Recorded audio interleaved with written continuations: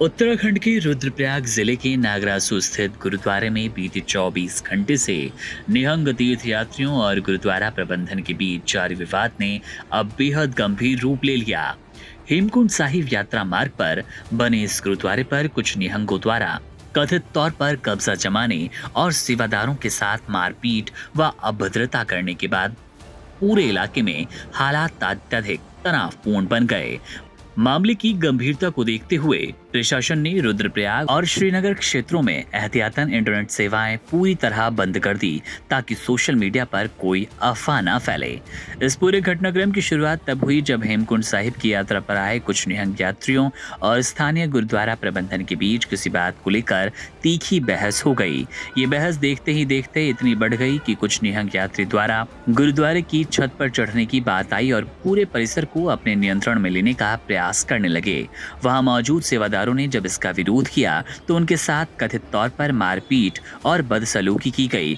इसके साथ ही ये भी आरोप लगाया गया कि निहंग यात्रियों ने वहां मौजूद एक भक्त को बंधक बना लिया, जिससे स्थिति और ज्यादा संवेदनशील हो गई।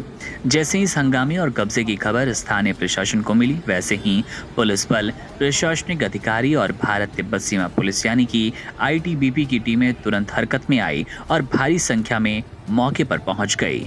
गुरुद्वारा परिसर और उसके आसपास के संवेदनशील इलाकों में अतिरिक्त सुरक्षा बलों की तैनाती कर दी गई ताकि स्थिति को और बिगड़ने से रोका जाए।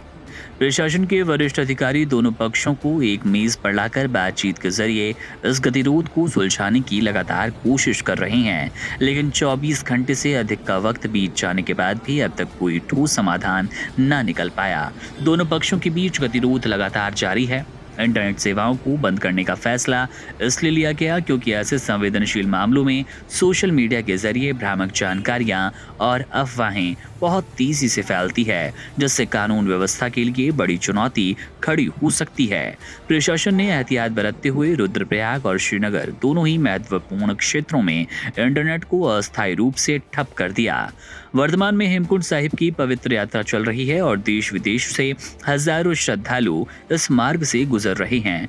ऐसे में यात्रा मार्ग पर स्थित नागरासू गुरुद्वारे का ये विवाद न सिर्फ श्रद्धालुओं की सुरक्षा के लिहाज से बल्कि पूरे राज्य की कानून व्यवस्था के लिए एक बड़ी परीक्षा बन गया। फिलहाल मौके पर भारी पुलिस बल मुस्तैद है और सभी की नजरें प्रशासनिक सूझबूझ और दोनों पक्षों के बीच होने वाली किसी संभावित शांतिपूर्ण समझौते पर टिकी है। Subscribe to One India and never miss an update. Download the One India app now.